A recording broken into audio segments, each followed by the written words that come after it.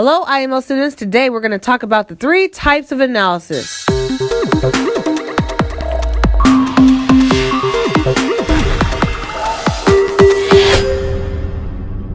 Before we get started, here's a little bit about myself. My name is Adeze Duncan, representing iMarkets Live. Some of you may know me from Forex 101 on IML TV. Also, I was an educator for 10 years, and now I'm here educating you on the facts and methods of Forex. In order to get started on this journey, you need to remember one thing and one thing only. I am a student, always. This is very important for you to remember and to remind yourself of often. You will hear me use this phrase frequently as a reminder that you are a student that is learning a skill that will pay you for the rest of your life. Make sure that you take your time and learn what you need to learn. Pace yourself. Do not compare yourself to anyone else's progress. Always keep a winning mind frame, and you will do very well in this industry. Upon finishing this video, you should have a very good understanding of the following questions. Read through them quietly to yourself. As you are taking notes, make sure to pause this video in order to answer these questions. One of the first types of analysis that I'm going to talk to you about is technical analysis. I'm not going to get into any of these in deep detail, not right now, that's to come later. But right now, what you need to know about technical analysis is this is the type that is used by traders to study price movements.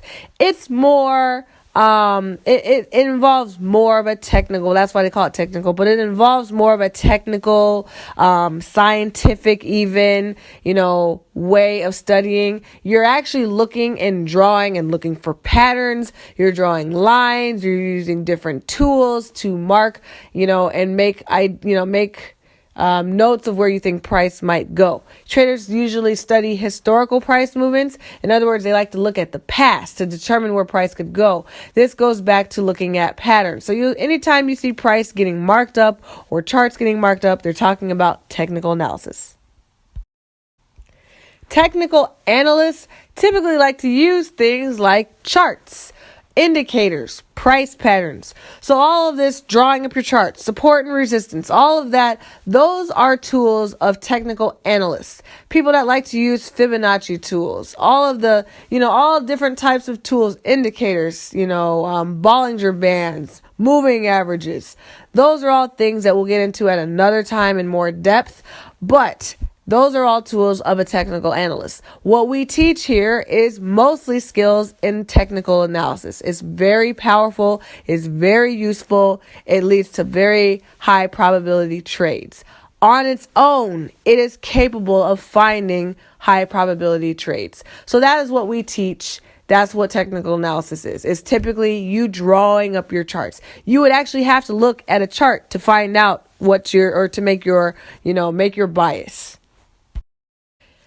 Then we have fundamental analysis. Fundamental analysis is a type of analysis that includes political, social, economical news to gauge how the market will do, along with country's potential economic outlook. So as you see in my picture in the background, fundamental analysis centers around news, rumors and whatnot. That is fundamental analysis. How is the market doing? What is projected to happen? What's going on in the economy? What's happening politically wise? What's happening socially wise?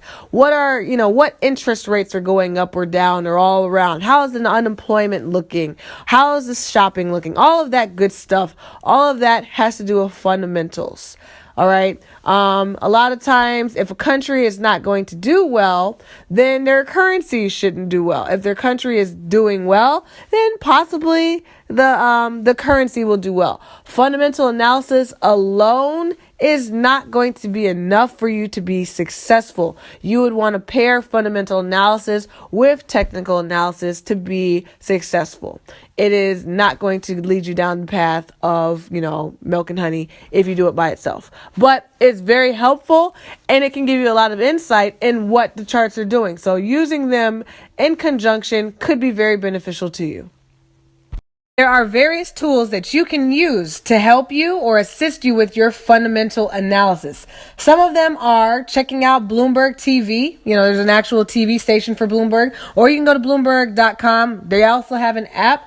Another one is ForexFactory.com. You'll see this one a lot on IML TV. There are various traders that like to look at ForexFactory.com. What's nice about this and various other economic calendars is instead of you having to watch the news every day, if you don't like to do all of that, you can actually go here and it tells you the relevant news that you should be knowing about. It also tells you if it's going to be high impact or medium impact, low impact. High impact would be something like an election.